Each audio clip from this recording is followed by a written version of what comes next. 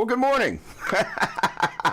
Griffin, hello, hello, hello. Welcome to Doppler'S Gear Garage. Albert, hello, hello, hello. Hey, yeah, we got a little bit of the boogie thing going on here. Feel alive, drink black coffee. I got to turn that down. Hold on.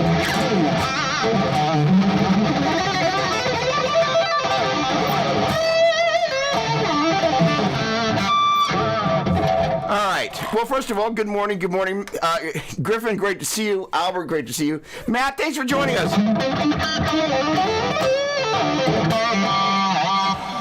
All right. So, first of all, always a pleasure to be here with you on a Saturday morning. You know, we're just going to jump right into it, and we're going to get right to the important stuff.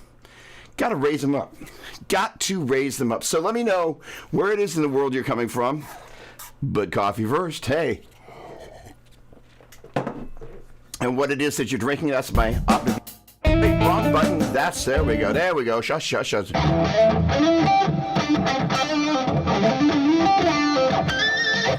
All right, hang on a second. There we go. All right, so we already know that Matt's got, Matt, correct me if I'm wrong, it is Dunkin' Donuts. Isn't that your brew there, bud? So pretty much every time come on, why are you not coming into the, come on in. There we go. That's more like it. Every time I see Matt, he's got a big jug of the Dunkin' Donuts stuff. So in any case, there we go. Hey, John, good morning. Hello, my friend. Always a pleasure.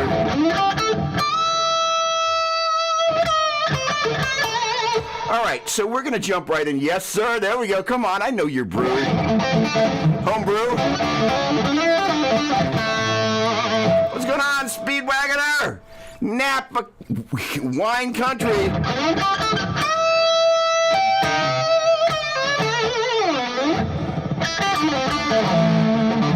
We got peach with a clear view of Mount Diablo. It's so funny. I looked at it like Mount DiMarzio. Actually, don't tell him, but this is actually Mount Seymour.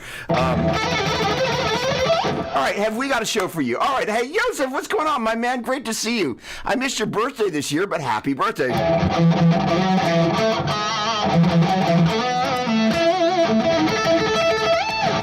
All right, so I am a bit fired up on guitar right now. So what I'm working on, and Griffin, again, thank you for all your patience and your counsel and all that. I am, besides myself, working on this pentatonic course on my right side up, right? So, yeah, there we go.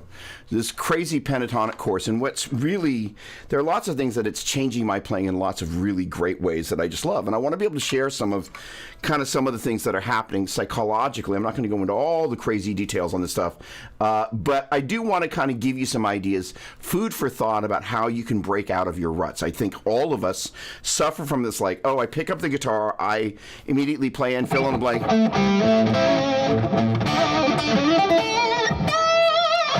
I'd say for most of it's A or A minor pentatonic. You know, we're going to pick A as our starting place. First of all, there is a guy named Marco Teffelli. He's become a buddy of mine. He's a transcriptions for the likes of Tim Pierce, and all the people that are kind of in that world. He's a brilliant guy, has some brilliant course material. Terry, good morning. Hang on, I think we got a little D here.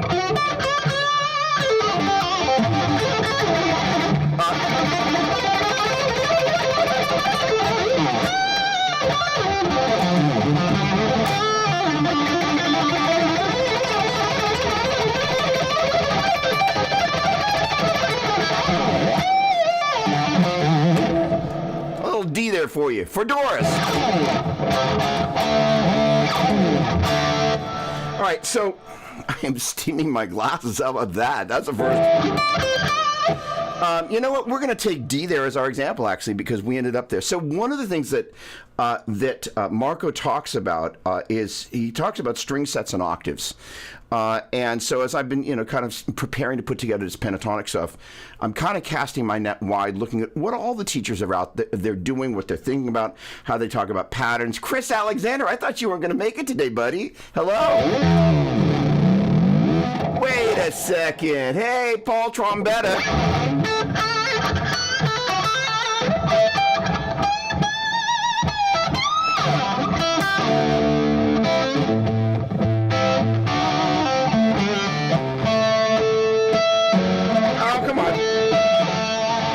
like to miss that third one.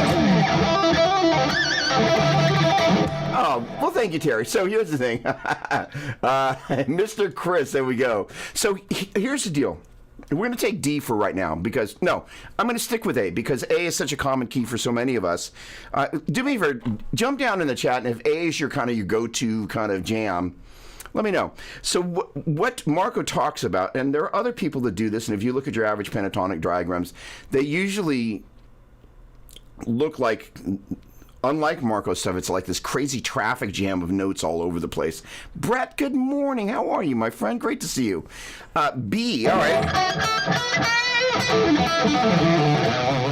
You know what? For everybody new that shows up, I got another B there. Hang on a second.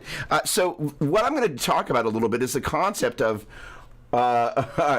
Harpazo on the horizon. I don't have an H. I guess that would be an A. Anyways, so B, the idea is what you want to get used to thinking of like, well, that was an A. Where's my next B? That's my C. So where's my... Oh, my word, I couldn't find the B there. Oh, my word. That was my dummy mood for the day. I did find the B at the 12th fret there. So the idea is if we take B, for example, you want to think of all the ways, especially with the pentatonic, you can kind of surround the octave or the root. So there I am kind of coming below. I'm going to move back to A in just a moment, but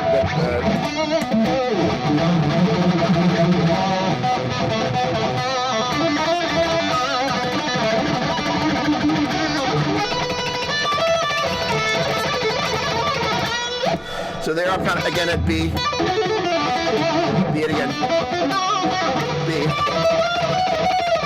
And B, by the way, is for Bruce as well.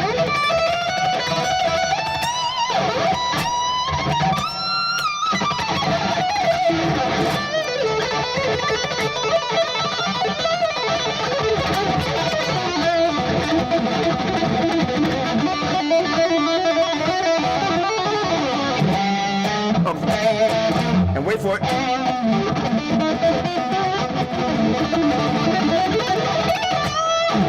And what starts to happen is when you start looking at all the roots, and it's a little bit, Marco's thing is like looking at, I'm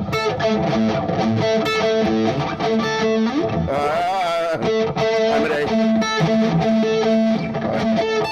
And being able to identify those. What I'm talking about doing is doing something that's a little bit more random.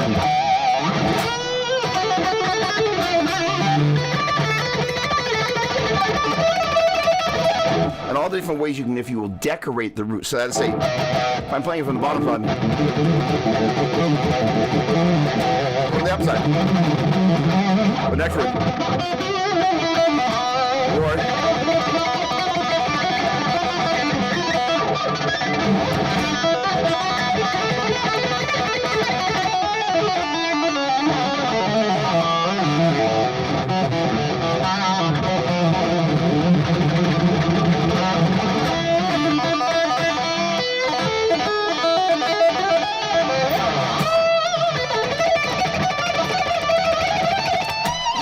but it really makes you think about the guitar in a different way. And I don't know about you. Hang on a second. So I got to get, I think I got the B's for Bruce and Brett. A, I'm going to take, since we run out of notes, a G.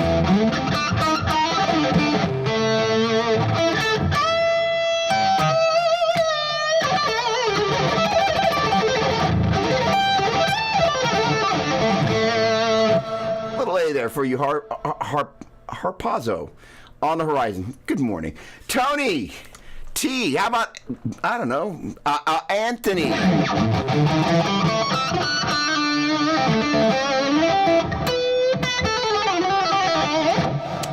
Let's say A being major. A being the first letter of the alphabet, thinking one. So if we were to think about A major. So also, as you think about the root, think about all the different things mentally you can be thinking about. So if we're thinking about A major, A, B, C sharp, D, E, F sharp, G sharp, A. Knowing your note name means I know that was F sharp, G sharp, and A. It means I know what I'm aiming for. So I'm going to aim for a bunch of F sharp, G sharps, and A's.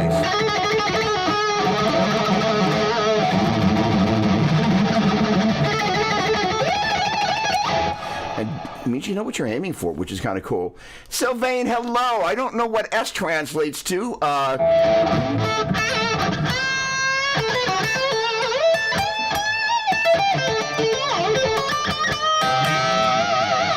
Welcome back. Nice to see you again. Hello, hello, hello. Okay, what size of the speaker cabinet's over my left shoulder? So, okay, here we go. I love this. All right. Hey, first of all, Anil, good morning. You're very kind, my friend. Una Rock, Ohio, hey.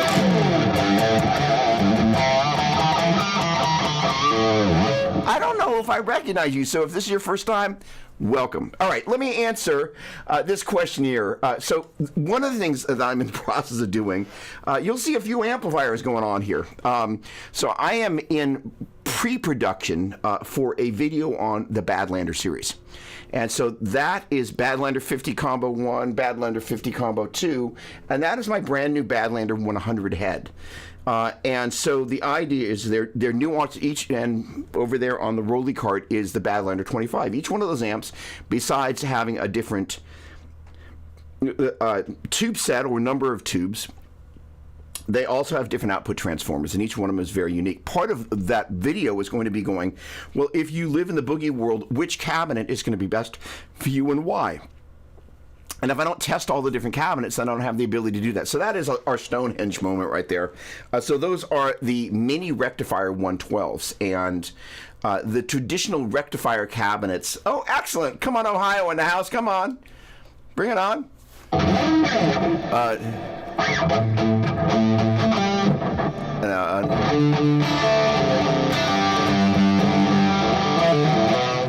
Sweet Home, Ohio, or something like that.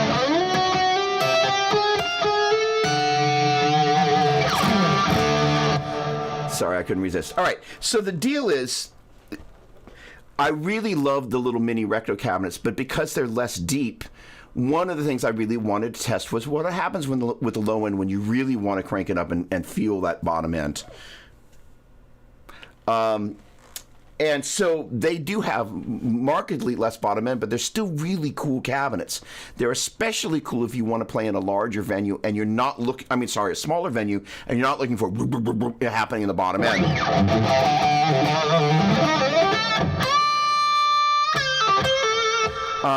And I don't have, right now I'm not set up to jump over to there, but they're really cool cabinets. However, if you're in the traditional kind of rectifier mindset, for most people, that's not the right cabinet. With the Badlander 25, it's a great match because if you're using a Badlander 25, you're not looking for that giant explosive bottom end that you get from those larger cabinets. That doesn't mean that when you plug in the 25 into those, the larger cabinets, you don't get it. But the idea of helping people decide which cabinet and why, there's very little information out there on the web in terms of in Boogieville what's the best. So what is my holy trinity of amp makers? That's a great question. Well, Boogie's definitely going to be on the top.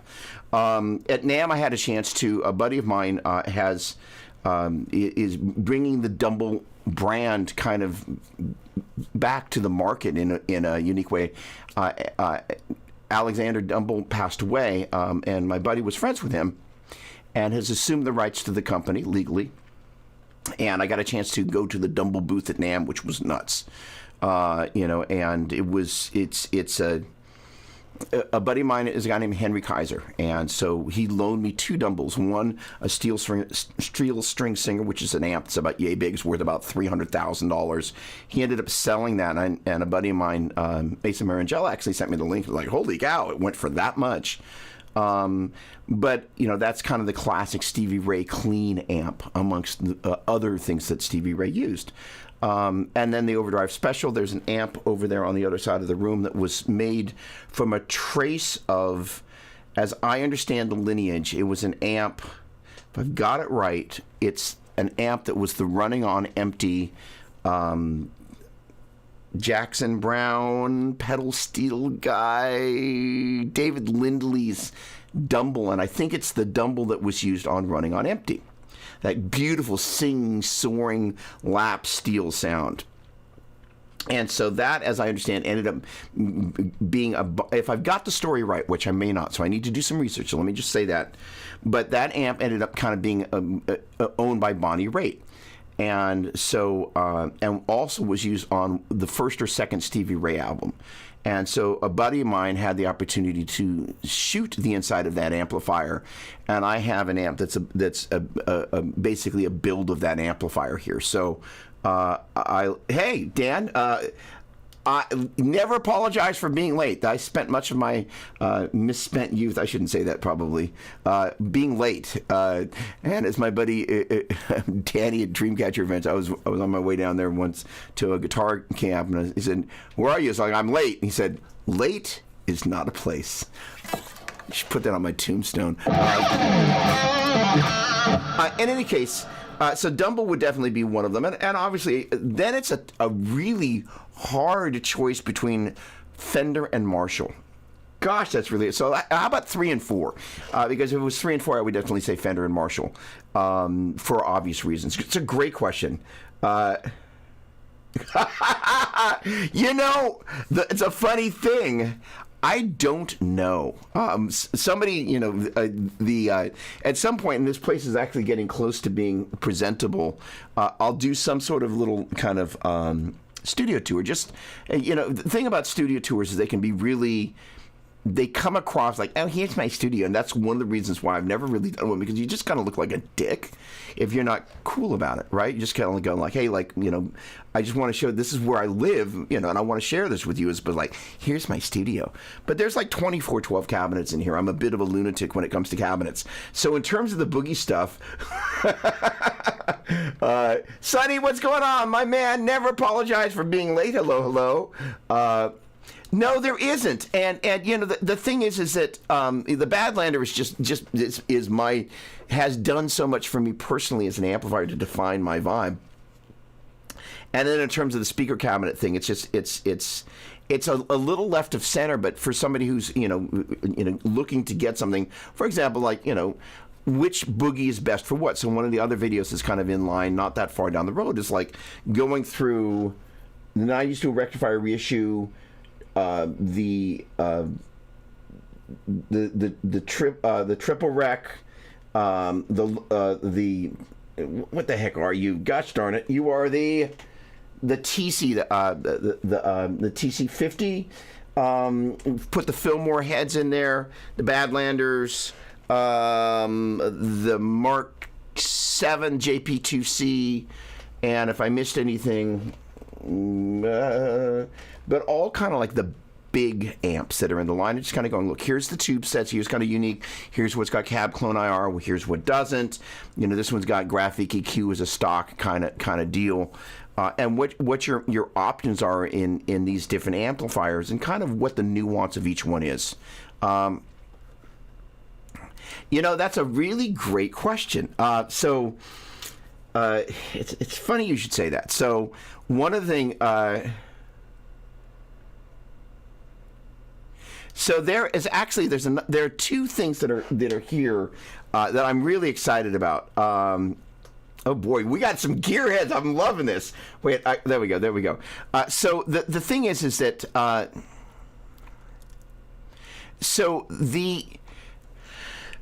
it's an interesting thing about the pedal steel and the lap steel folks and just the slide guys. So interestingly enough, the amp that a lot of slide people gravitated towards was the Vibroverb. And I think probably because it has a 15, it has a little extra body. So that was one of the amps that Stevie Ray loved. I also have the Vibratone, which is Fender's. It's actually got a 10 in it, so it's got their rotating. It basically Fender absorbed at one point Leslie, so it's their iteration of one of the Leslie rotating speaker things. That thing's really cool, and you hear that on a bunch of Stevie Ray stuff. There's also the Mesa Boogie version of that, which you'll see in Joe Bonamassa' rig. And it's really funny. It's like if you leave it on wheels and they say to take the wheels off, it looks like R2D2. It kind of moves back and forth. It's really quite cute. Holy cow, we got some gearheads here. I love this. All right, so the interesting thing about the creamback that's in those is that think one of my favorite things about Boogie, and without going too far down the rabbit trail, there are people that beat up on Boogie these days because they're part of Gibson. And what a lot of people don't necessarily know is that basically the same team of people there, Randy is no longer there, but the same group of people that have made these amps for years and been inside these circles and know these circuits and know these amps from the inside out, they're still there.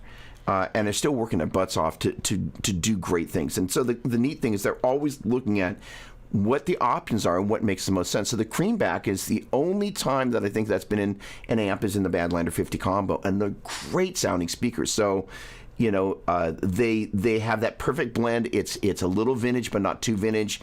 The C90, which is the MC90 Mesa Custom 90, which, by the way, for all intents and purposes, is the Mesa Boogie. Sorry, the Celestian. I've got a pair over there. They're the Joe Bonamassa Classic Lead 80. And so if you actually go on the Celestian site and you pull the graph off and you look at the graph for the custom line, they're basically virtually identical. There may be one or two parts, but if you look at the kind of the frequency analysis, they're basically identical. It's the same speaker. Joe Bonamassa's favorite speaker. It's in his high-powered twin reissue. I think he puts it on all his cabinets. It's a great speaker. So, and Joe Bonamassa is not sucking for tone. There are people kind of bag on the custom 90, but I think sometimes people bag on things that they don't understand. These cabinets here, with the exception of the combos, all have the vintage 30s, which are pretty much more or less, at the end of the day, my go-to speaker, simply because they can do loud really well. You can hear them over the band. When you need to be heard, there's things in the top end that some people would say as an ice pick, which I disagree with. There are certain guitars that can be ice picky, and if you accentuate that with certain things and don't make adjustments to the tone, perhaps. In any case, all right. So Tonex, gosh darn it. So there is, I can talk about this. There is a track that is on the forthcoming instrumental album that Joe Satriani guested on. And I was listening to that the day before yesterday. I was going, one of my plans is to basically, all the tones coming forth is I'm going to capture them. And Tonex is going to be one of the main places I'm going to do that, simply because it's so straightforward. And they've been exceptionally good to me. Not that the other Fractal's been great to me. My live rig, it's a Fractal, you know, all the effects are through my Axe FX3. Hiding right over there is my VP4 somewhere. I just kind of moved it just before we started. But in terms of, like, you know, let's make it easy to capture, I think the Kemper is a funny looking thing, and I've gone by their booths, and honestly, they weren't very nice. They kind of blur, you know, usually when you go by somebody's booth, they're kind of like, hey, what's going on? They kind of gave me the, like, I could care less that you're here. And I actually had the weirdest things, like, so there was a pedal board set up, and it's like, it's oscillating feedback, and I'm kind of standing there, and it's, and I'm like, and I look over at the board, and I look back at them, and I'm like, and they're completely oblivious, and I'm like, I think that pedal right there, I just hit the expression pedal, and it went away, and I was just like, this was just so weird, I'm going. It was just a strange, not good experience. So I think Kemper is a fabulous format. I don't find it particularly user-friendly in the front end. It's kind of like, for me, and I hope I don't insult anybody, it's kind of like Logic of amps, right? You go into Logic and you want to edit the end of the waveform unless you know there's a magic command or pray, you know, hard enough. You can't just select the end of the waveform and just show it. I'm like, the hell? All right, I digress. So all the tones moving forward, I will be documenting everything. The Satriani song, I have no idea what I was playing. I think it was a Fillmore, but honestly, it could have been, because it's far enough back that it's entirely possible that it was a Line 6 Catalyst combo running direct into Pro Tools. I don't know. How about that? Okay. Oh, you got that crazy deal. How do you? It's insane amplifier. So here's it. So do me a favor. So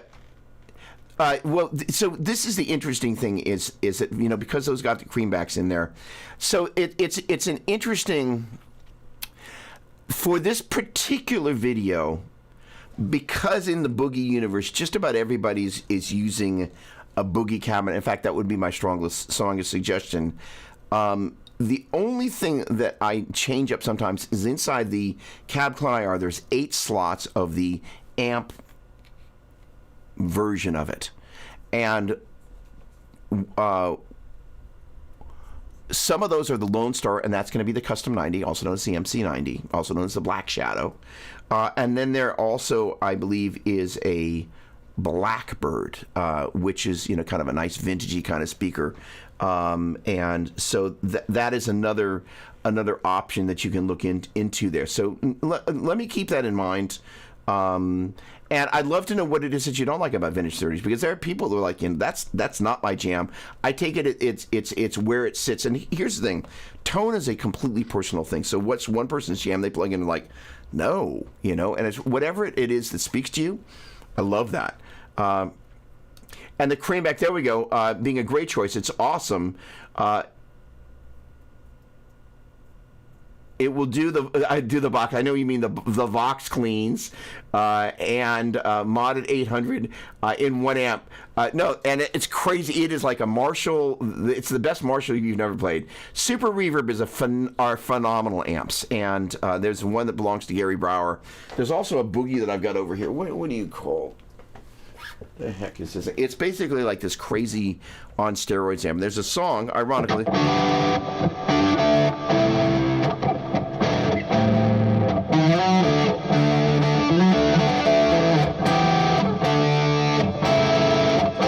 Called Tear Me Down.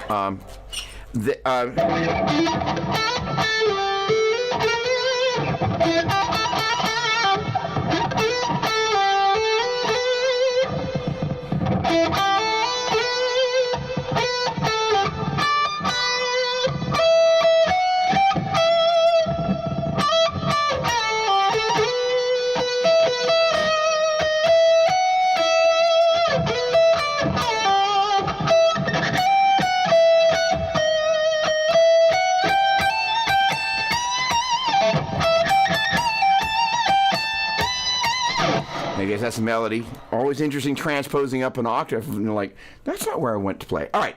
In any case, Super Reverbs are great. At Gary Brower's place, Gary's the guy that works on everybody's guitars here in the Bay Area. And there's a Super Reverb that lives there that is the perfect blackface, or you can't say blackface anymore, black panel Super Reverb. So at some point that's going to come here, and that's going to definitely get captured in Tonex. Okay, all right. What's going on, Kevin? Good morning to you, my friend.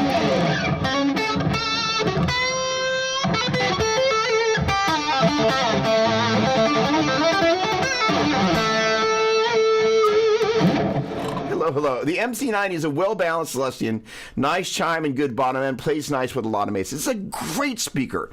And sorry, I didn't also mention. Yeah, no, I did. The Lone Star's got the Custom 90, MC90, Mesa Custom 90, Black Shadow C90, etc. It's a great sounding speaker. All right, Steve, what's going on, my man? I missed you.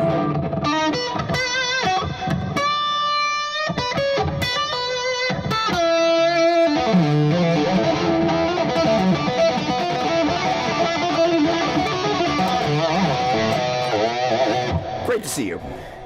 Griffin, you have a lot of Tonex amplitude. Have I tried Tonex amplitude in a live setting? So the interesting thing is, one of the videos there's something happening that I can't talk about. How about that? There's something very exciting that's in the works that I can't talk about. However, where is that pedal board? I am in the process of one of the videos that's coming.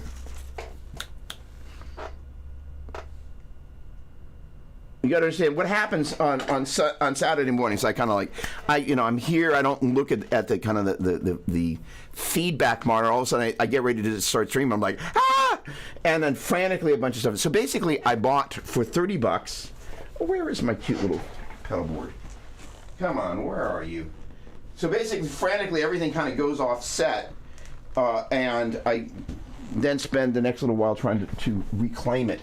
So it's this little, I think it's a pedal train nano. And so what I've got is I'm setting it up, and it can run off a battery or just off of just traditional power. But they're going to be 3 Tonex 1s on there. And in one of the demo videos for the Joe Satriani Tonex Limited Edition, or the Tonex 1 Joe Satriani Limited Edition, they've got a bunch of the pedals on the board, and I was like, huh. So the idea is to use one as your stomps, right? Like as a tube screamer, and you know, maybe the selectable compressor or something, right? So something that you're doing kind of front end stuff. The other that you're going to use is as your amp, so toggle between a clean amp and a dirty amp, right?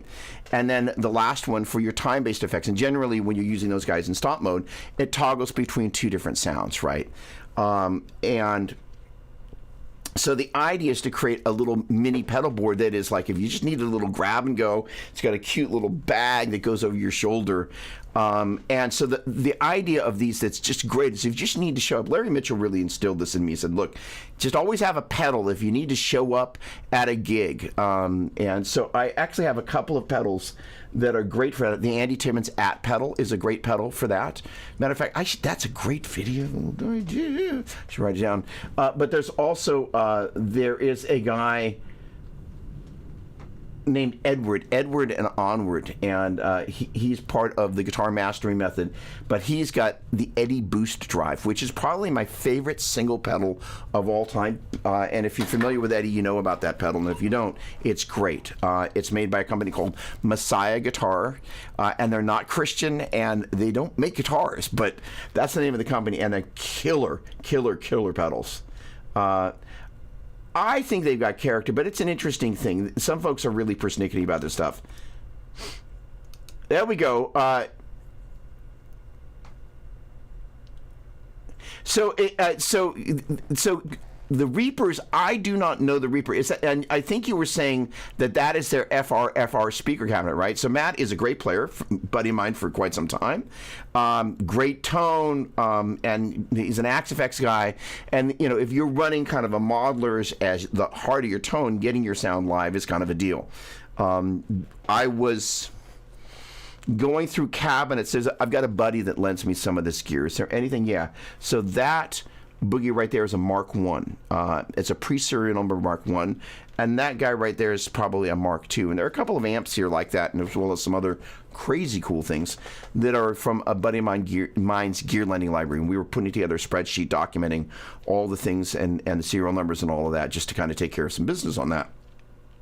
And those are going to become part of this capture thing that's going to happen. I didn't totally finish the capture thing either, so I will finish that up, Griffin. But the idea is that there's all this nuance that's happening inside these different things. And one of the cabinets I came across was a Thiel cabinet that I'd taken the stock EV out and put in a Celestion full range live response speaker. And the great thing about those Thiel cabinets is they're a 112 cabinet, but they sound and behave like a 412. They're really cool. And so for a like, hey, I got to grab and go. I've got my Modeler. I've got maybe my Tonex. And there's a new power amp that I got. You know, I'm kind of always trying to trade gear for more boogie gear. So I got I think it's an 80-watt power amp, but it's an EL84 powered power amp. And there is a transatlantic TA15 back there, which is kind of Boogie's AC30-ish.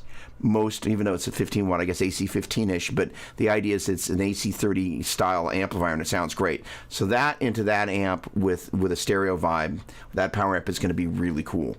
So Matt, can you let us know, are the Reapers, are those full range live response? Mike, good morning. How are you? I think you need some C sharp.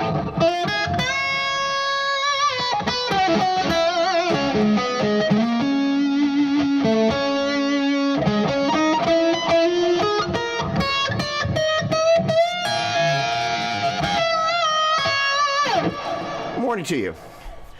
Armando, ¿qué pasa, amigo? Oh, wait, hold on. Adam, hold on. My bad. Good morning.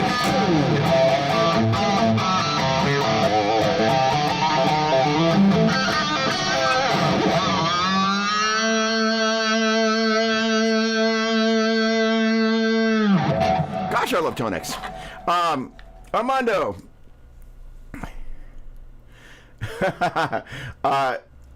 I am not that lucky. So you obviously know your way around the block. So rumor has it that there are Mesa Boogie is going to be doing the Mark IIc Plus Plus. And that was the Mark IIc Plus with an extra little mod on it. Had a little bit more gain. The original one they did was for James Hetfield. And they did. There are a very fine number of amps that have that. There's one with a halfback 212 cabinet that's on Reverb right now that's going for $30,000. So I'm aware of these amplifiers. They also have a slightly different presence, as I recall. So they've got the top end is a little bit different. But no, I do not anticipate that amp is going to be gracing the Gear Garage, unfortunately. I am very excited that, well, hang on a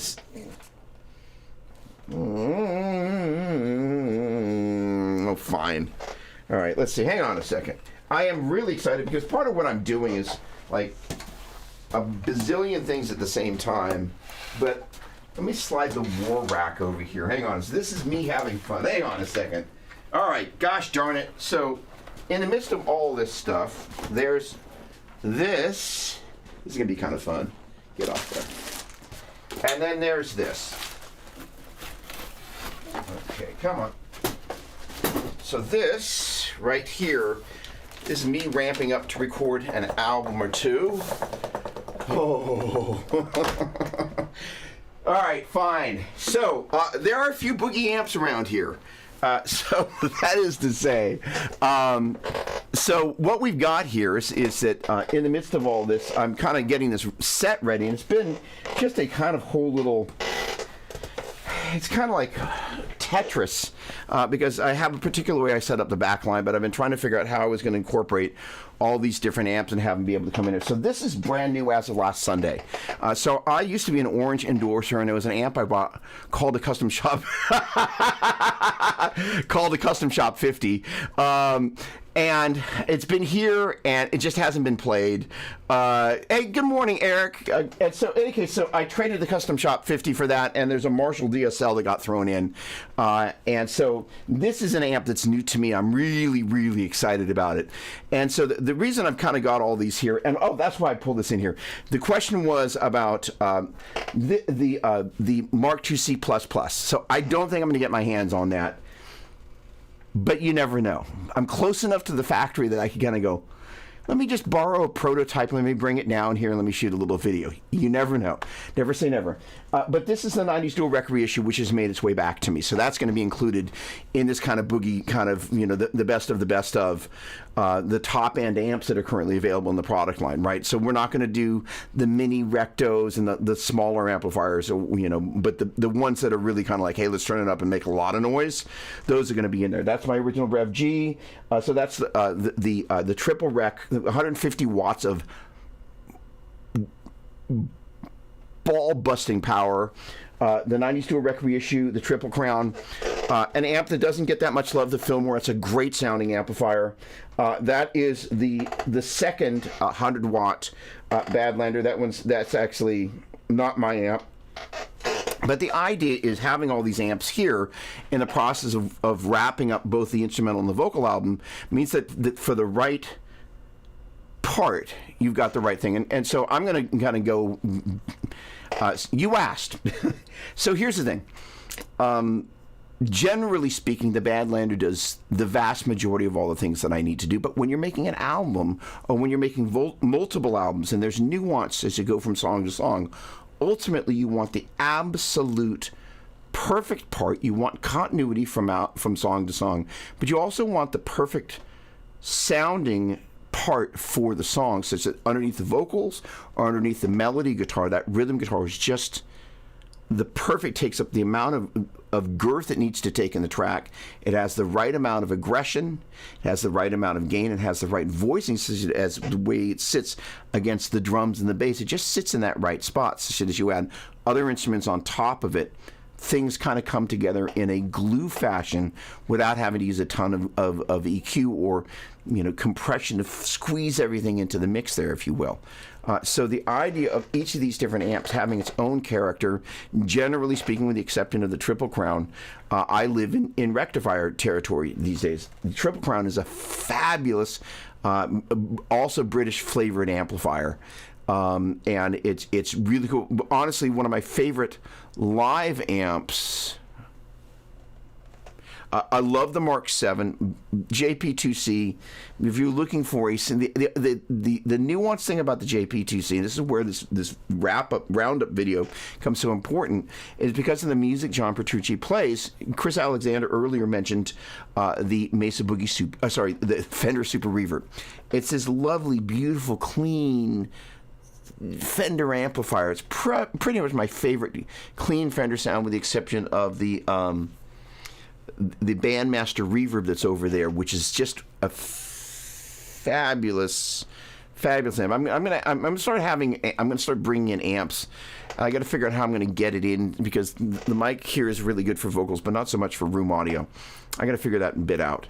All right, all that to say, the nuance of the sound and the part, they have to marry together, so you don't afterwards kind of go, And Griffin, to your point, it's all going to get documented. What amp was used where with what setting. I'm going to be capturing a raw DI, so in case we have the desire or need to do any reamping, although the goal is not to, we'll be able to do that. And the great thing about using Cab Clone IR is it becomes really easy to kind of not have a mic up in the room where you're stuffed into headphones if you don't want to be. There we go. Hang on a second. Let me head back here for a quick second. Dylan, hey, I like that shot.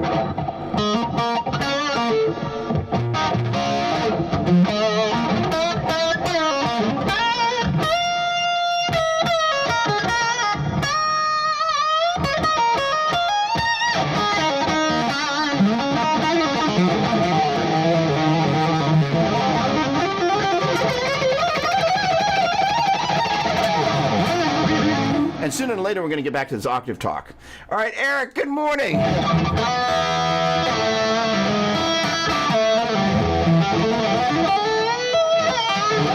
How is the finger?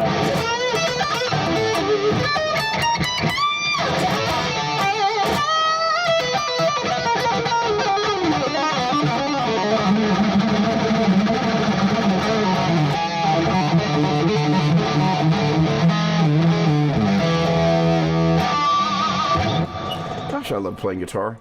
All right, let me see if I can get something intelligent going on here. Okay, good. What about the guitars? I love that. All right, so, and hang on a second, just one sec. Eddie, salute.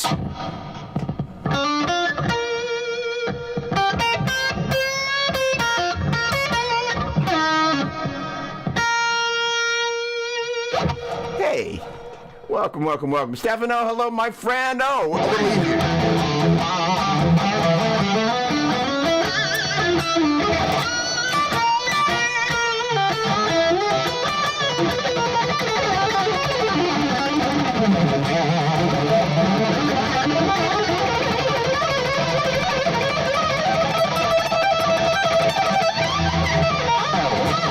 Stefano, I know from touring Italy. He's a dear old friend. Hello, Stefano.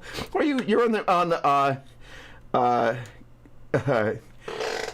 you're level Doug. I know that means something, and I'm. Thank you. Whatever. I managed to get the. It wasn't. What was it? That was Vox. I got Vox to Vox, but that one I didn't get. In any case, thank you. I'm sure it means something. Lovely. All right, the guitar. So the interesting thing is that I am. All right. As I mentioned before about the studio tours, sometimes it really kind of, the obnoxious thing about, people showing off their gear is sometimes they can just be really douchebags about it. And I'm so grateful and so thankful that at my age, because I'm 60, like somehow I woke up one day and I'm like, how'd I get there?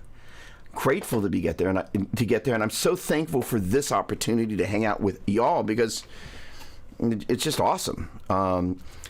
So over the past year, 2 years, I became a Mesa Boogie and a Gibson endorser, as well as a Kramer endorser. And so this guitar showed up.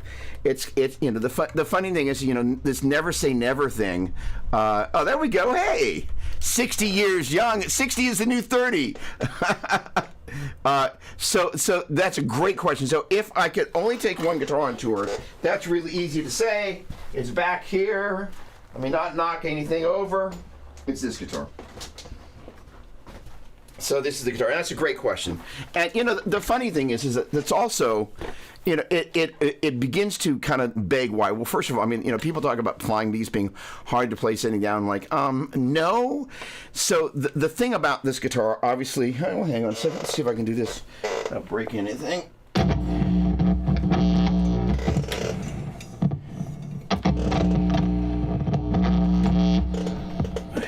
You can actually mute that.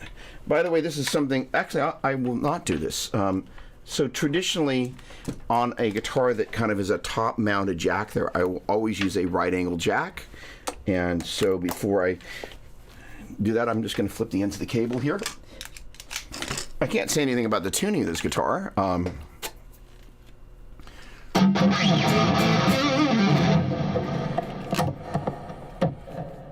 right, so this guitar...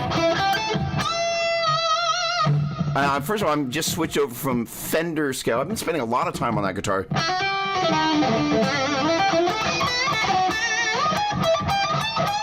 To Gibson scale. So it might take me a moment to kind of...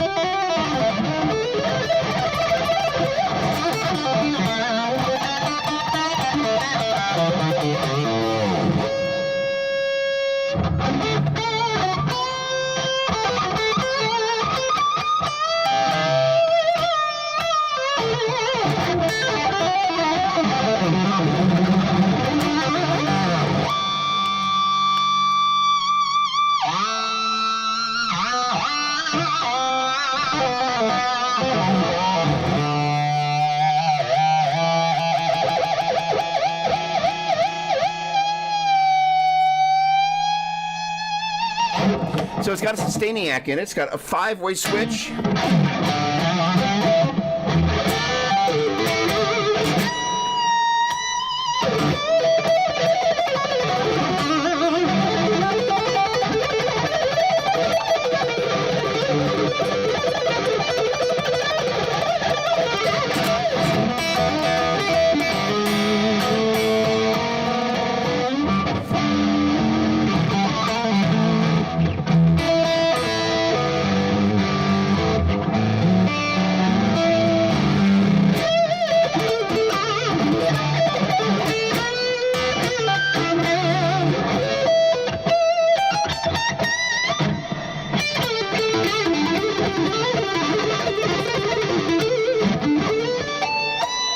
Also, it has a really pretty middle position.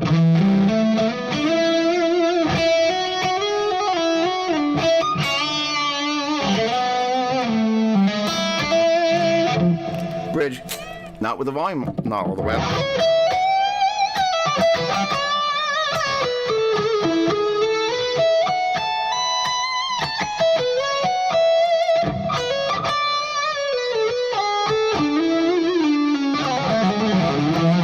Number 2 pickup selection.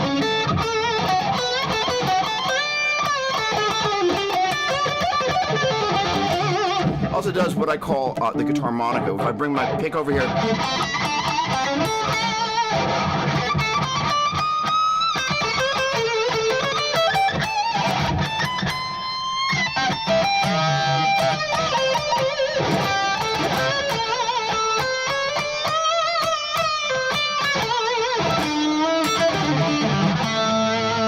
All that to say, slightly long answer, this guitar does all the things that I need one guitar to do, in the 5-way switch and, you know, kind of traditional 4 Gibson control type of deal.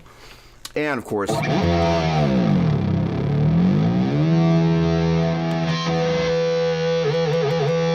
one guitar. Great question. She is a very bad girl.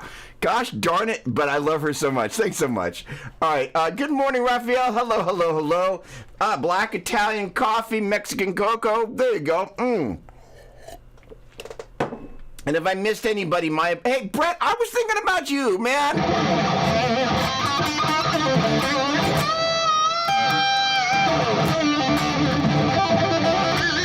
Thinking about you earlier. All right. I was missing you. Great to see you on the stream, my friend. All right. So let's get to work here. I hope I've answered everybody's question. If I missed anything, type it down below again. My bad. So here's the deal. I'm going to start off in A. One of the things, and I mentioned this earlier, my buddy Marco Tefeli, he has, first of all, he has his own standalone reading course, and he's also got some things called System 5 training, and it's a series of really great courses. And inside, without kind of giving away the farm, one of the things he talks about is string sets. That's a kind of concept.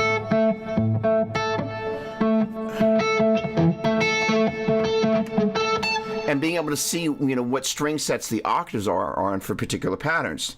And, one of the biggest challenges that most players face is that they play the same patterns and the same keys over and over and don't have other ways to break out of the box to see things. So I'm going to start off in A here. And I might be a little out of tune, but bear with me. I'll bend it a little bit. I'm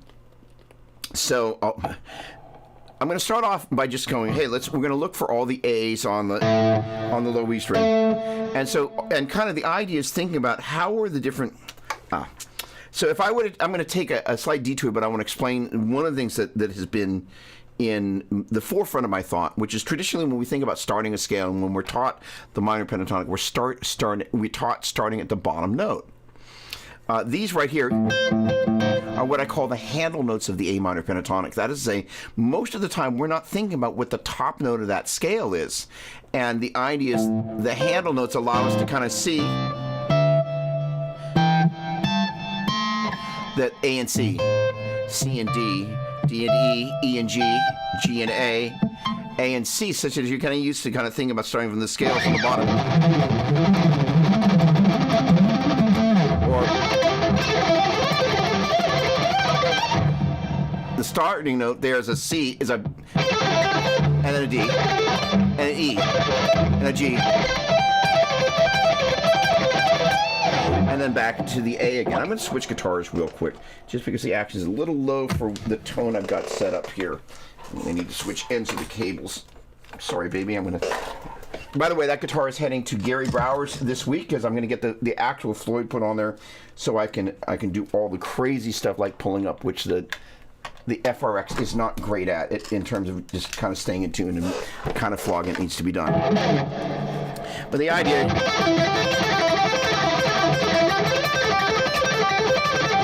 being able to see that top note of that pattern number 1 of the A minor pentatonic and know that that's a C.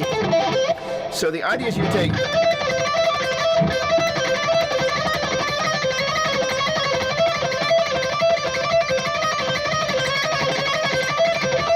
So that's taking C major, C Dorian, Phrygian, Lydian, mixed Lydian minor, and low Korean major.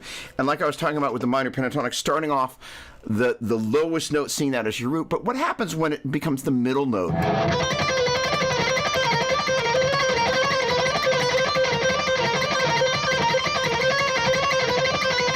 Or the upper note.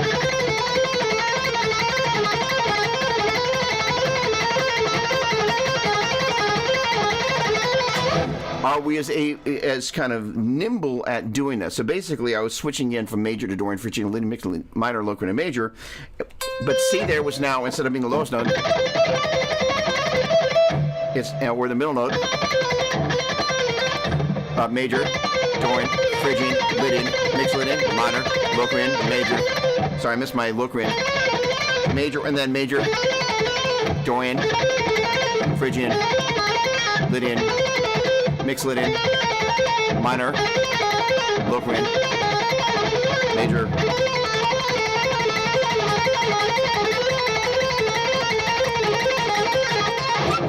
And so the idea of seeing the root from different sides.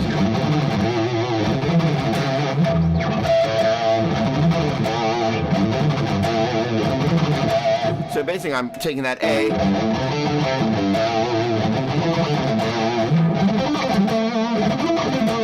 And being able to kind of cloak the root.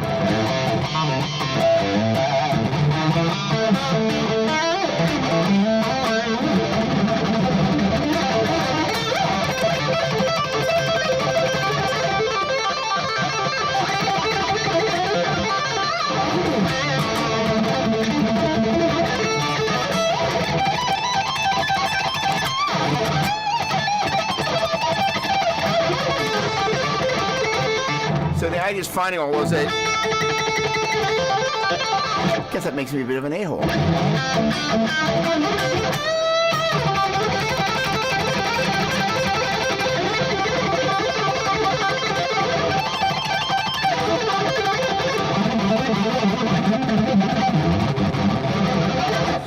And when you start thinking about the neck like that, it's like everything you think about in terms of your traditional shapes, you're still kind of cutting and pasting some of the traditional shapes. So I was doing a lot of flat 7, 1, flat 3.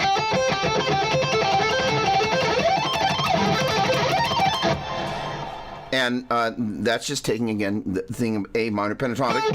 That's the 1 in the flat 3. That's the 1 in the flat 7. So that's essentially, that's A being your root, G being your flat 7, and C being your flat 3.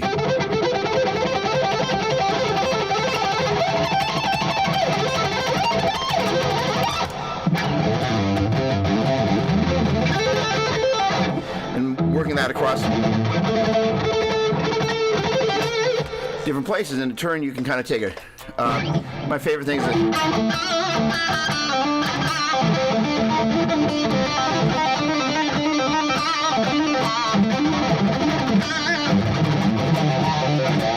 taking that flat 5.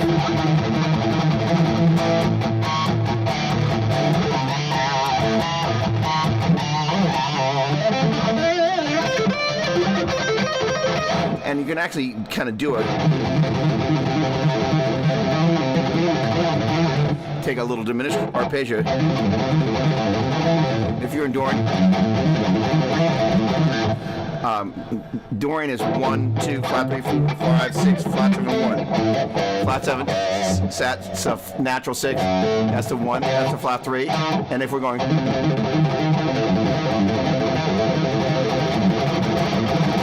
put that little diminished arpeggio in there. But the idea is seeing the roots not in the kind of like, oh, there it is there. But actually, in addition to that, because that's super valuable, being able to kind of go, where are all the A's that I can play and how can I just kind of, I don't know, see what happens. And the neat thing is, I think all of us have a tendency to, well, part of what I'm thinking about in this pentatonic course is helping people have a strategy as they look at the instrument that augments the strategy of whatever they're doing. Most of us, when we're taught the pentatonic, we get this strategy. Find the root on the low E string with your first finger and just play the scale. This is my favorite little thing.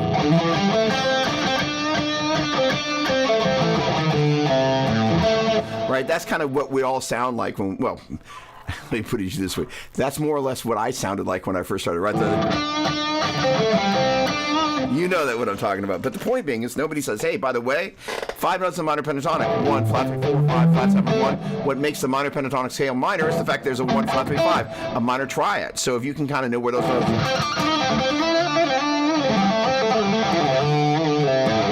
And know that the 4 and the flat 7, which by notes are going to be all 5 notes, A, C, D, E, G, A.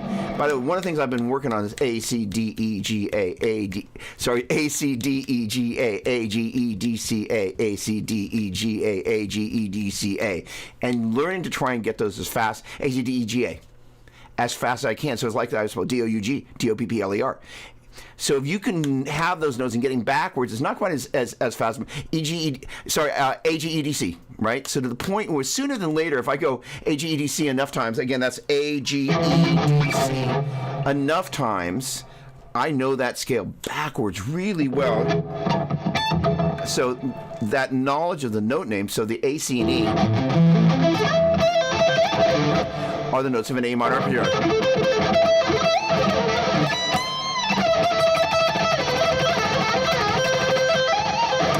And if you know where those notes are, you know where the resolution tones are.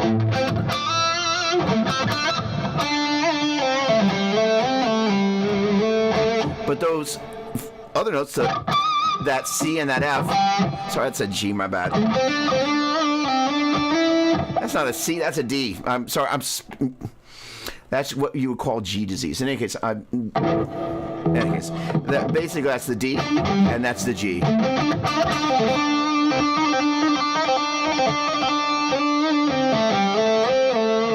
What makes the G sound so pretty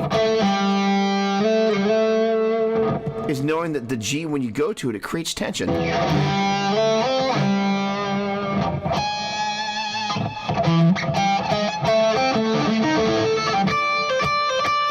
Here's the D.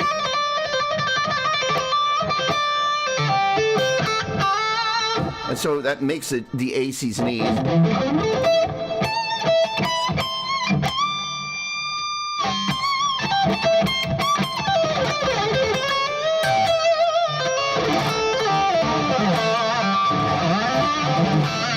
Makes those notes work so well. So having a strategy around that, and in turn being able to go, well, I'm just going to play whatever A I want, and know that somewhere close by is going to be a C and an E.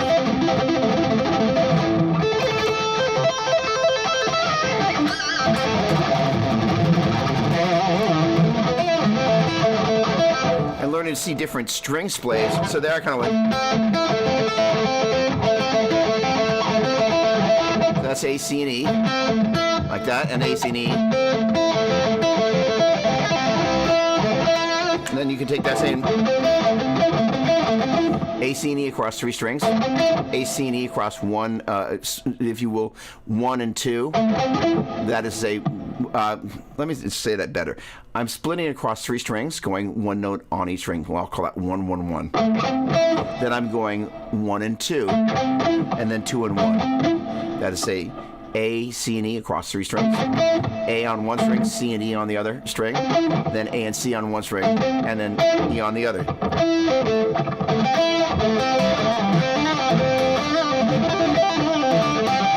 Allows you to see where your flat 3s are and your 5s are. There's also another thing. I'm going to kind of throw this out there for all the serious geekery. Hang on, wait a second. I got some comments here. Jim, good morning. Guitar nerd.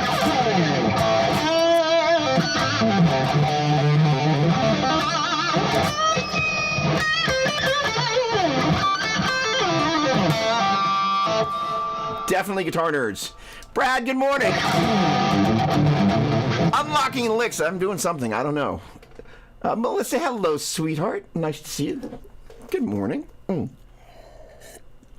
Have I told you lately that I love you? I love you, sweetie.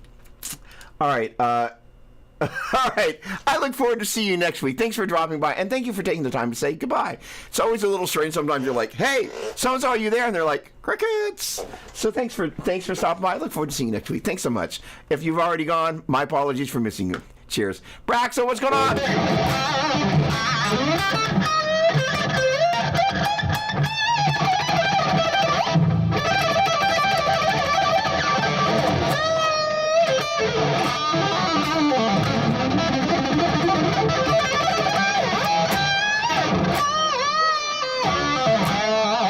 Something like that.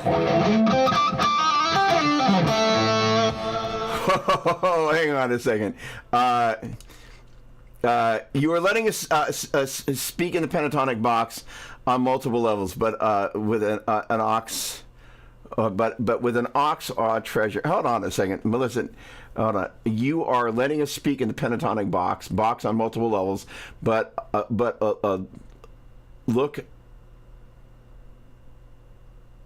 I missed that last bit. So, in any case, awesome. So, yeah, so the idea is like if you can take that initial...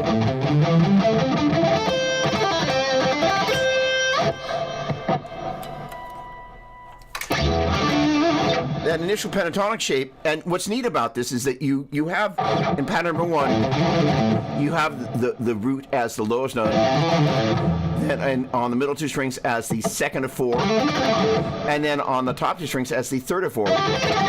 So out of the box there, it gives you the ability to really kind of begin to...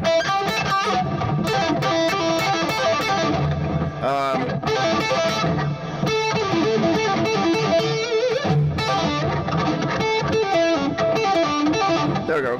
So, hold on. Boy, I'm just laming that up. So basically what I'm trying to do is cut and paste that lick.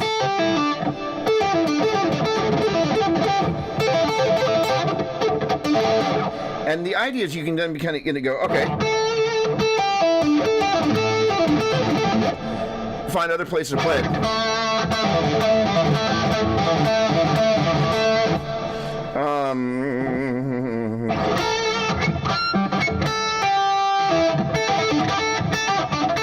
going to be a string.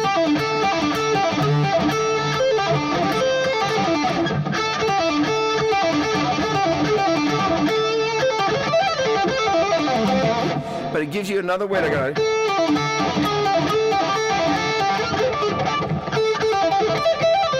That's what I'm trying to do.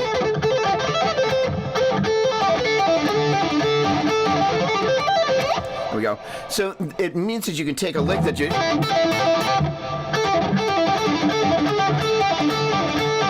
It's a little strange to do that. Because you got to get a little out of position, where this guy... There's a reason we play that lick there.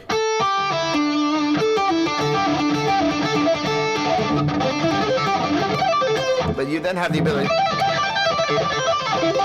have those other notes.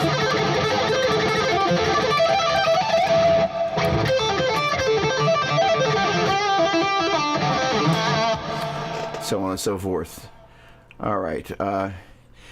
Of course you can put a Staniak and a Sir, which would be really killer. Straight out of serotonin.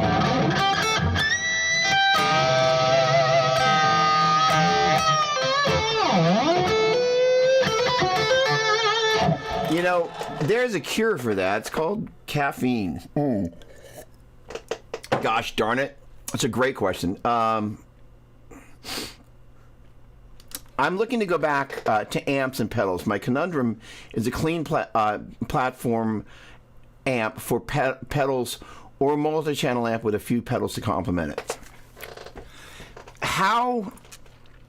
What are you looking for specifically? Name a couple of your favorite clean amps and or your favorite players. You know, the thing is that one of the amps that I'm actually a big fan of as a clean platform is the Fender.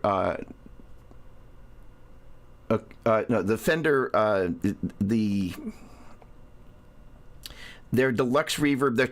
The Tone Master. I wanted to say Acoustasonic. I've got my Fenders twisted around. So the Fender Tone Master, the deluxe reverb comes in two different variants. I think they still produce both, maybe not. One has a Jensen, and the other has a a Neo Creamback, as I recall. And the Jensen is also a Neo, so they're both light. They both sound great. They are not tube. They have volume scaling, or I should say power scaling, so you can actually kind of virtually, with the different settings on the amp, make the amp behave like it's if you're running the speaker at a lower wattage. I should say you set it at a lower wattage and you turn it up, and you get the same effect of the amp being turned up but turned down without it impacting the tone. So it's imitating the amp at its normal volume, but you're scaling the power down so it's able to produce the on 6.5, which is about as hot as I would run the volume on one of those amps. But they have a great direct out sound. I have two of them. One of them with the Creamback Neo, and the other with the Jensen Neo. And so they're both super light. They both have the direct out function, and one of them has an IR of the speaker with a 121 and a 57, and the other one has your option of the IR with the 57 and a 421, which is not really my favorite of the guitar mics out there. It's not my jam. For Brett, for the same reason you don't like the Vintage 30, I don't like the 421. But you can then use the combination of the 121 and the 57 together, and they're phase coherent. And if you want to sum it to mono, they sound really nice, but they sound great in stereo, and they're great amps. And as a pedal platform, they're really cool. So now this is an interesting thing about the clean channel and the JP2C, and this is an interesting. Hold on a second here. Steve, what's going on, my man? We got a few boogies in the house, including a very... Let's see if I can get it. That's on my right-hand side, including a very special amp. Always kind of very visible. I I have ideas for what I want, but so I would encourage you to go to a Guitar Center and call ahead and see if they have a Tone Master Deluxe Reverb, and just give it a shot. It's a really great little amp. It's light, it's affordable, and they sound great. What's going on, my man? Hang on a second. Hold on. I went to click on you. Steve, always a pleasure, man. Look at you. Looking very, very handsome there. All right. Likewise, I'm sure. Okay, hang on just a second. Okay, hold on. Let me just make sure. So the thing about doing this kind of this boogie roundup with kind of the bigger amps is talking about the new one. So the thing about the JP2C that is less my thing, and I am not knocking our amp. The clean channel on JP2C is designed for people like you, Mike, who play extended range instruments, and when they play a clean sound, they're not looking for a black face clean. They're looking for a really tight clean. You're going to potentially add some compression, some delay and reverb, and you get this kind of, like John Petrucci actually says, he likes it to sound like a piano string where it's got this very tight sort of sound. So for those reasons, the left-hand side, the right side, the JP2C is great for all of that, and the dirty channel may be my favorite when I'm playing the instrumental thing in the room amplifier, just simply because you never feel you're missing anything. And in terms of sheer volume, the one of the rigs that I have intended to use is this rack that's got the Axe effects, and that's the Power Stage 700. So basically what that rig is the JP2C coming out into the Axe effects in stereo, and then in turn going into the Power Stage 700, which is 350 watts per side, and then into two 412 cabinets. If 700 watts in stereo doesn't get the job done, you have other problems. But the thing about it is, like, that tone's just so severe and so loud in a great way. Because some amps, you turn them up loud, and loud isn't always better, where other things you're like, oh man, does that sound great. And one of my favorite things, there was a gig, my buddy Bruce Adolph, that was kind of hanging out here earlier, invited me to play at the Orange County Guitar, what does he call it? OC Vibe Guitar Festival. And it's held at the Honda Center. And so the performance part of it is actually inside the arena that's in there. And so what was really neat is I was very conscious of, like, how is the sound going to translate into there? And it was unreal. You'd hit a note and it would ring, and I was like, oh, this is because some rooms you get in there and everything that comes off of there just turns into mud. And other rooms you play and you're like, oh, this is a great, because, you think of your average arena, and, mind you, it was not filled with an arena level of people by any means, because they were at the show. But for the people that were there, they're kind of right directly in front of you. But you're always aware of, like, well, what's going to happen to my sound in this giant venue? A lot of big venues are not great for live sound. They weren't designed for that. They were designed for sports. But in this particular venue, the loud 2-4-12 cabinet spread left and right, it was pretty special. So, all right. Gentle Viper, what's going on? Oh, there we go. Let me know. Awesome. Yeah, so, gosh, it's an interesting thing. Oh, wait, there we go.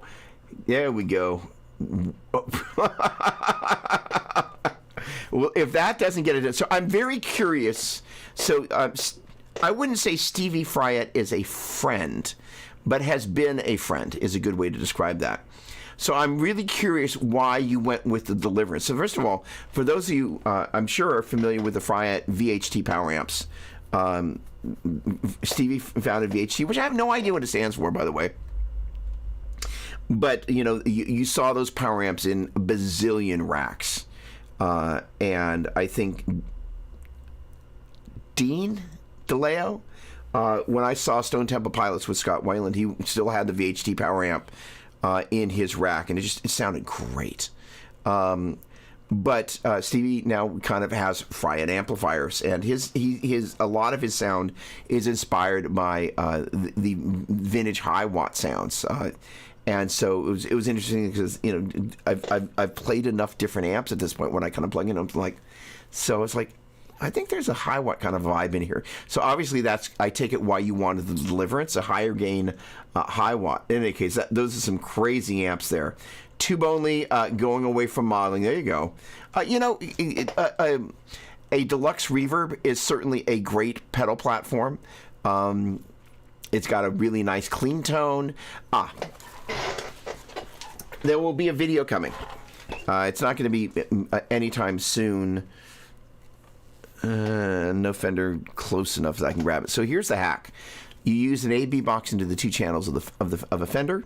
The vibrato channel that'll have the reverb and the vibrato, because pretty much none of the Fender amplifiers I have are reverbless, because the Fender reverb is a great sounding circuit. So that's how you use for your cleans.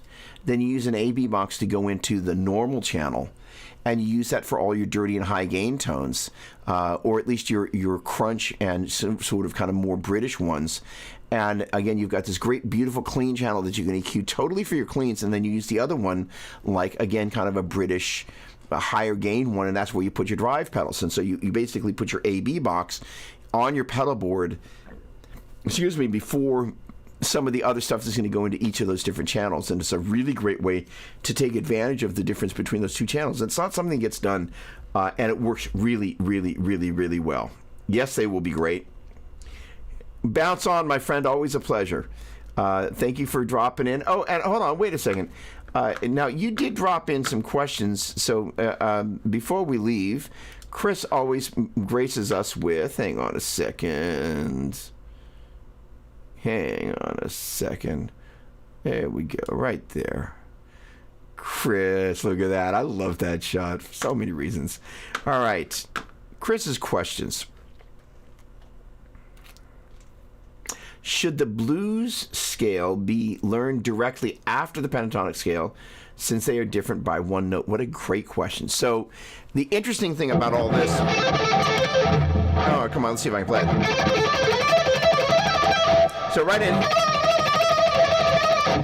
in the middle of there is that little flat 5. So this is 1, flat 3, 4, 5, flat 7, 1. So if this is 4 and 5...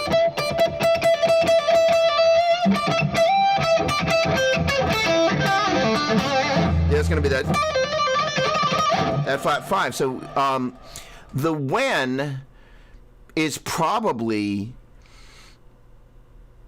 about the same time, because the thing is that if let's just imagine, I'm going to imitate little Dougie when he first got the minor pentatonic.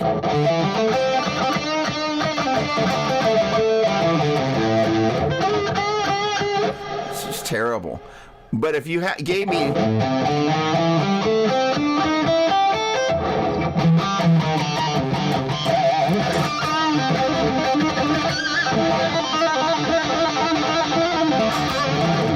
I would have done that.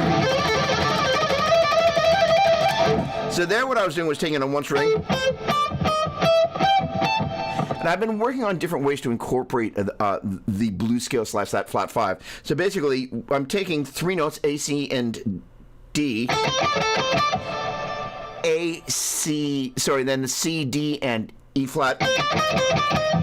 D, E flat, and E. E flat, E, and G. E, G, and A. And G, A, C. And A, C, D.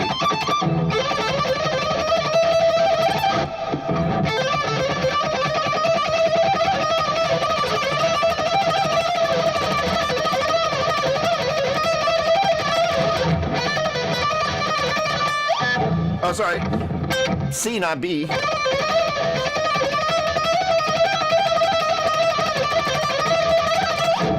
And it's kind of...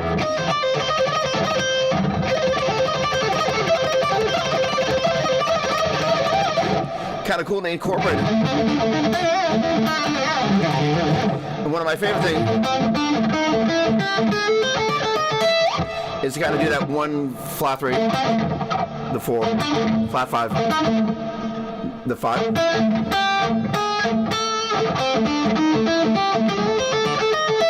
Kind of walk that up to an octave of it. From the flat 7 to the natural 7.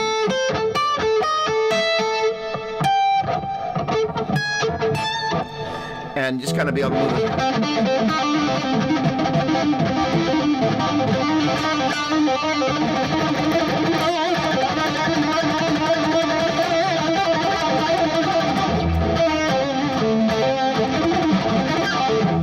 basically that's 1, flat 3, flat 5, 5, flat 7.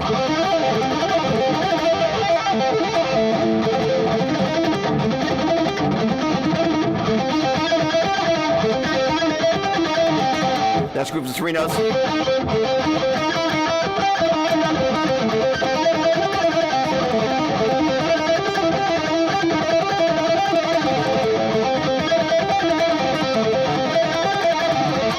That's a really cool little riff. Not super friendly for the fingers, but gosh darn it.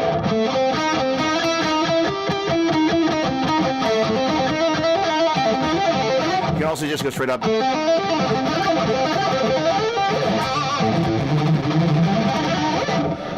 And you know the idea.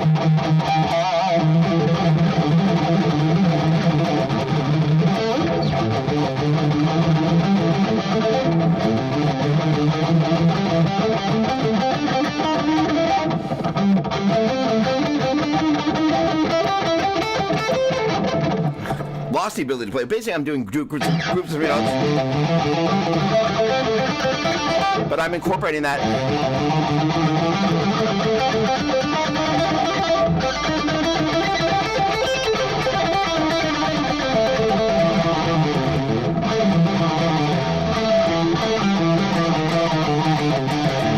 Gosh darn it!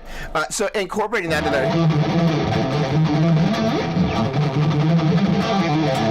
into the mix of that, and that's kind of cool. Again, if you're playing over Dorian, that's a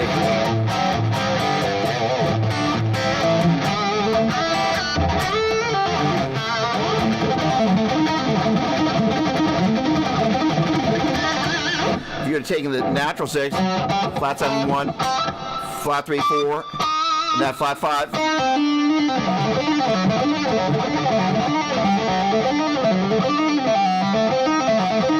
Leave out the flat 7 and the 4.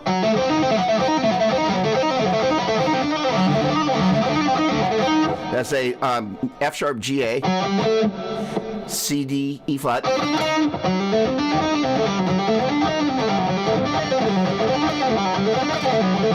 and then F sharp A, C, and E flat. Or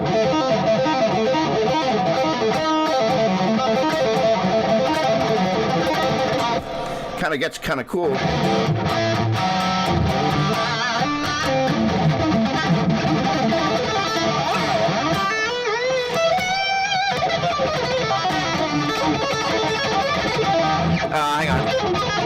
Hang on, that's not what I meant. Oh, right.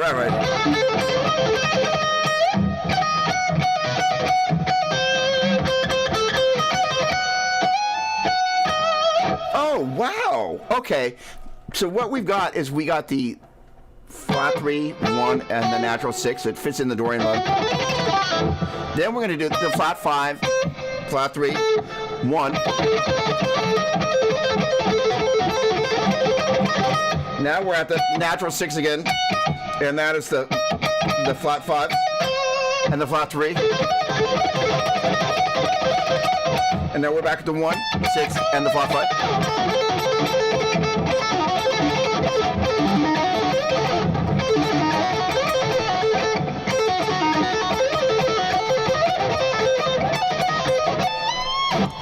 My hand doesn't necessarily want to do what I want to do, but that is...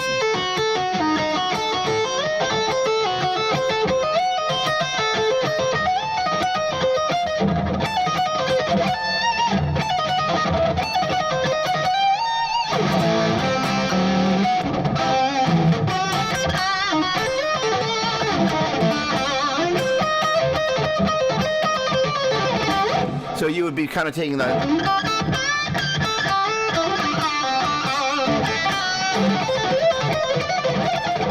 Oh, come on.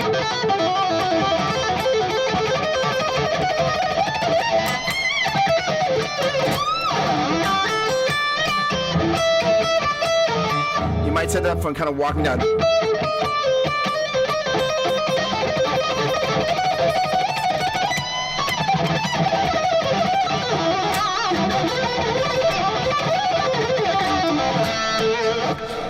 walking into Dorian like that. Something like that. All right, let's take a look here. I'm actually looking to use Mesa Boogie Roadster combo. Awesome, awesome. The only thing I'll say about those, just be conscious, is the weight. What, I'm going to get myself into trouble for saying this. I would suggest looking at that combo because it's a great amp for all the reasons. I would suggest investigating a Creamback Neo Dimium. So you can take some weight off the speaker. You'll get all that heavy metal that's in that amp that makes that amp great, but you'll be able to take a little bit of weight off it with the Neo Creamback, and that's a great speaker for a range of things. What is a great starter exercise for hybrid picking?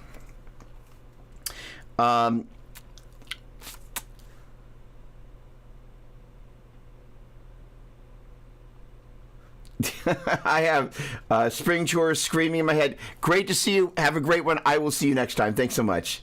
All right.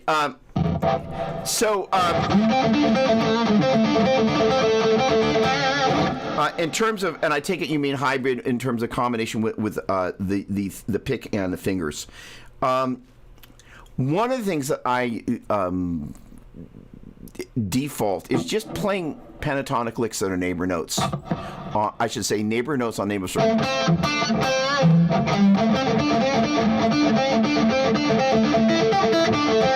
And then trying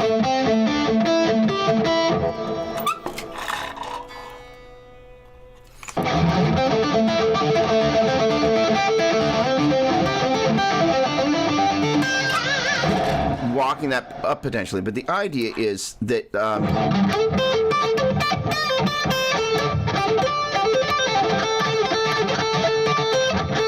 let's see if I can come up with something slightly more coherent than that.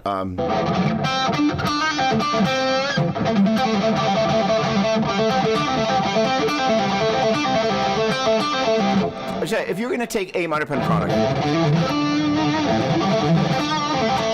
and start off on the G and the A and the C and the D on the middle two strings, I'm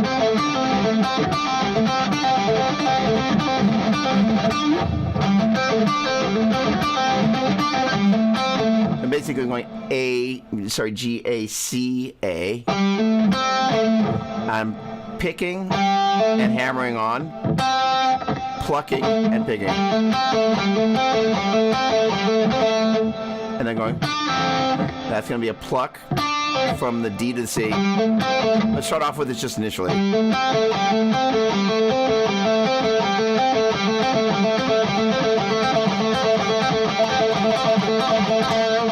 And then adding at the end. Also good. Here's eighth note, 2, 3, 4. Triplet.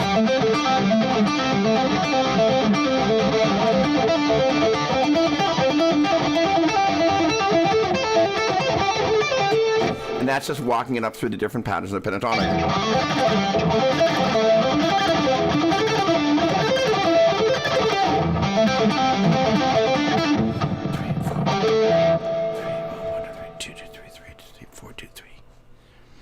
And I'm picking it up on the third eighth note triplet of 4.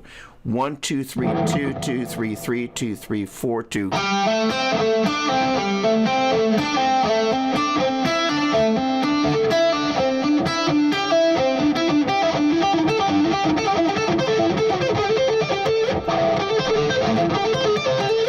And instead of starting on the downbeat of 1, 2, 3, 4.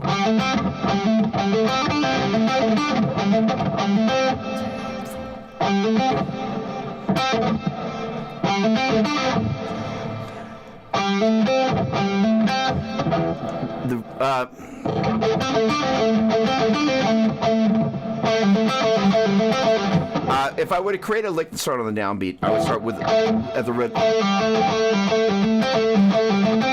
and that's going to be 1, 2, 3, 1, 2, 3, 2, 2, 3.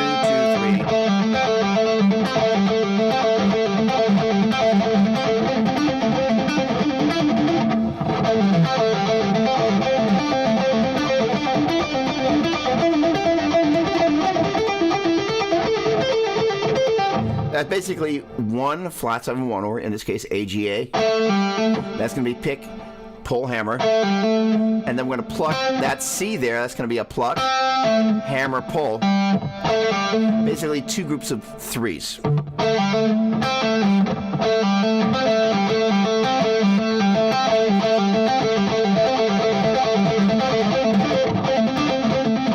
You just walk it up, at least if you can.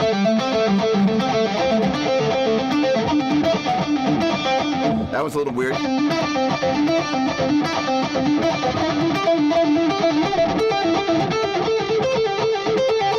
But that'd be really good exercise to try and work that in there. That's a really great question, by the way. Thank you for that. Okay. So here's the other thing, is take this and put it down.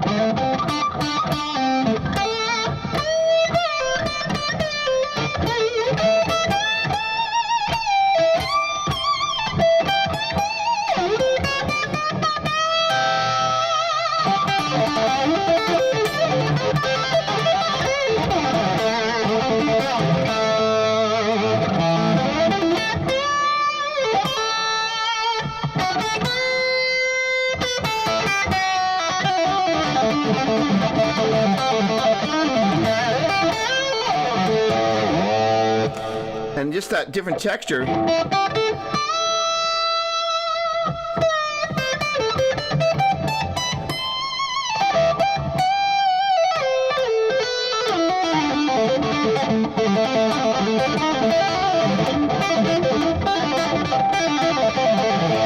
then you use the thumb and the first finger.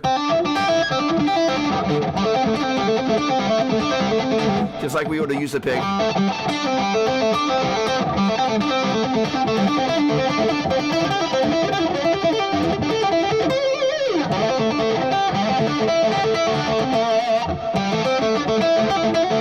I have a tendency to go, if I'm going to go jumping a string, I have a tendency to do it with my thumb and my first finger. Where is it? But there will be times you'll see me do it where I'll kind of jump that other finger. The other reason I have a tendency not to do that is that quite often I will be kind of palming the pick, but not palming the pick between my... And I can still get the third finger in there.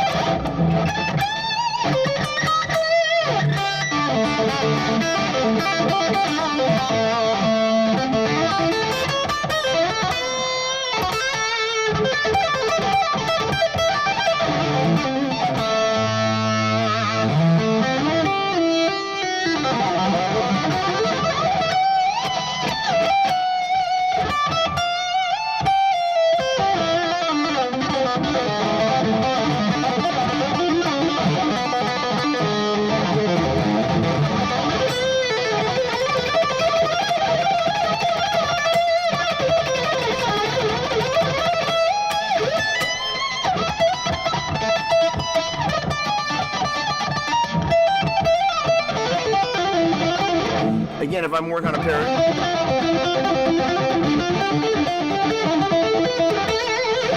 pair of strings, I'm going to use my thumb.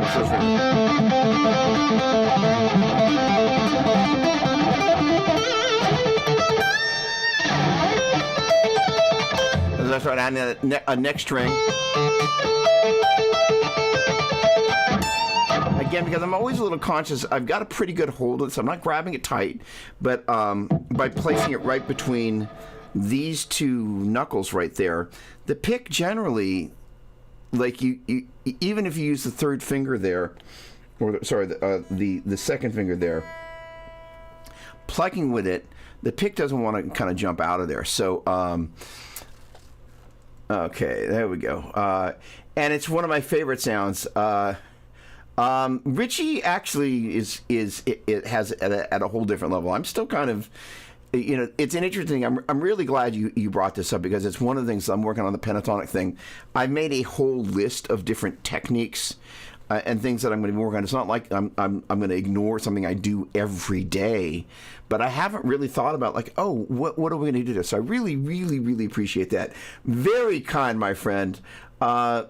Striking them with my fingers as if I'm playing with a pick, but using my index fingernail. So that's the other thing.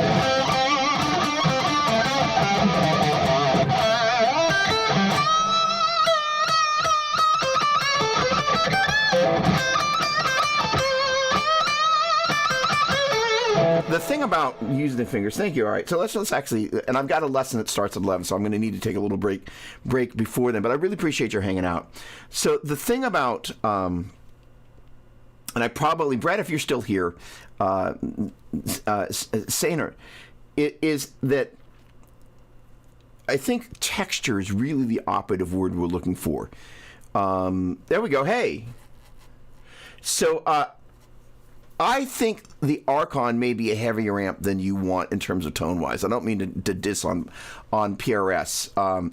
The other thing that I'm going to say, as long as we're talking about weight, you're talking about, I take an Archon head and a 212 cabinet. The thing is, if you're going to be moving this stuff, and, as I've been moving in kind of categorizing all these different amps that are on loan here from my buddy and putting them into the spreadsheet. I've had to kind of get around these bunch of amps, and even just moving them around the room, I've been like, they're flipping heavy.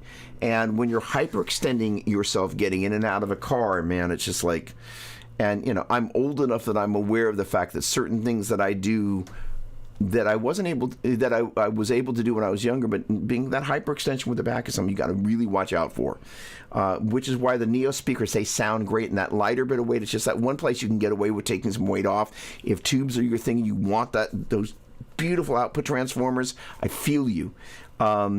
Taking a little bit of weight off the speaker is a great place to go. So the other thing is, again, separating the combo from a head, which is another option. I will also encourage you, I would suggest checking out the Mark V 25. It is a phenomenal amplifier. Phenomenal. And it's smaller. It is 25 watts.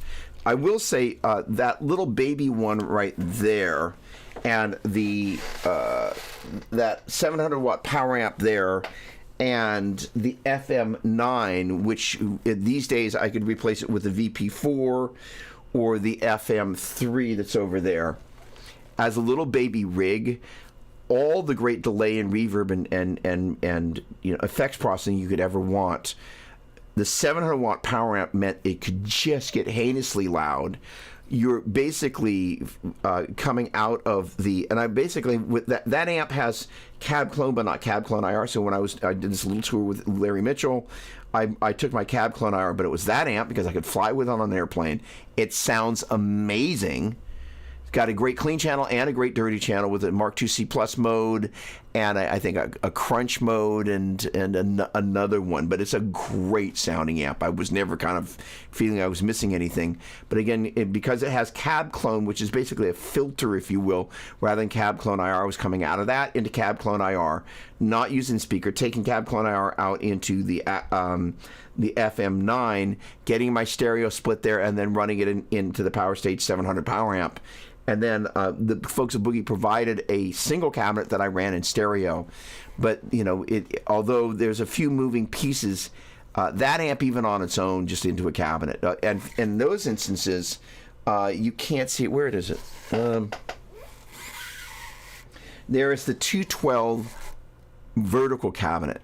The bottom is the depth of the traditional rectifiers, and it's a slant. So it's basically half of it's basically half of one of the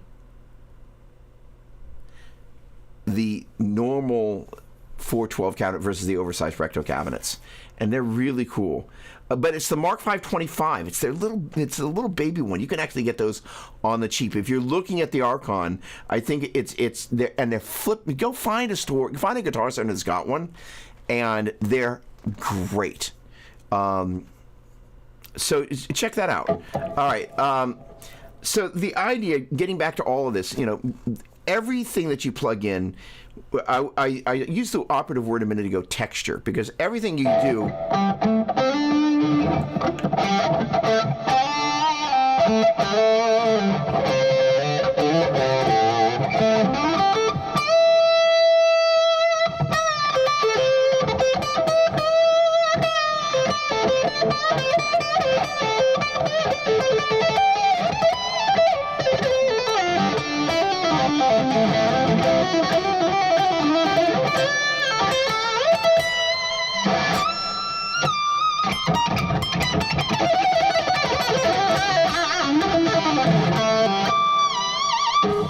adds a different texture to it, and what is the texture of the speaker and this response to it. But you know, the neat thing about using the fingers is you really get used to being able to go.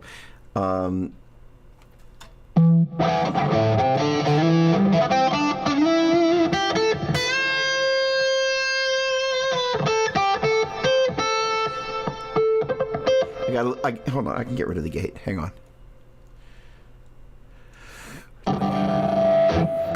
There we go. I might have a little noise. There we go. Let me explain one other piece here. I'm actually glad I stumbled into that. I'm not using the gate because the amp, there's a little bit of background noise. What I like to use the gate for is this sort of stuff.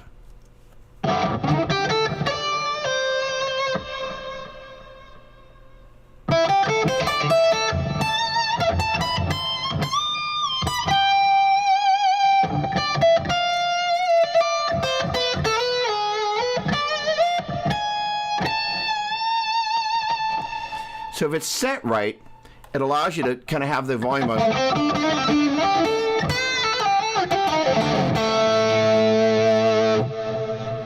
And you can take your hands off the string, except for that little fart there.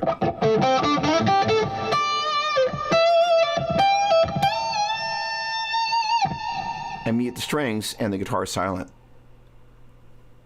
And if I were to take that gate off, you would hear all of this business there that happens when the volume's all the way up. So that said, having the volume backed off, then bring it up a little bit, move over to the middle position here.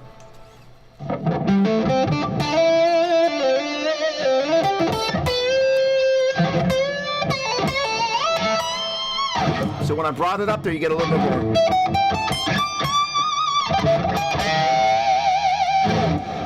Add the pick.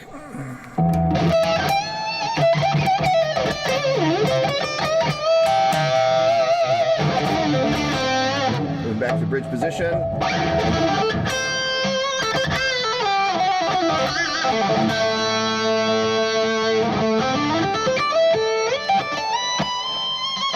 So I think a lot of people don't mess with the controls as much as maybe they could to just kind of filter in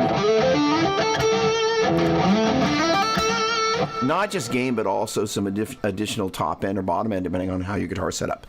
All right, ladies and gentlemen, thank you so much for hanging out. I'm going to be back next Saturday at 9 a.m. Pacific. Really appreciate your coming by.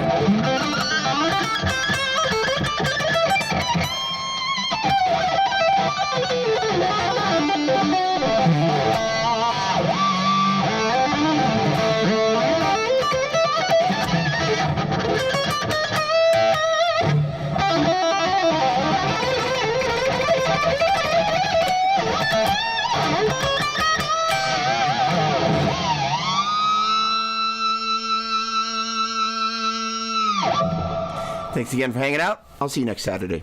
Cheers.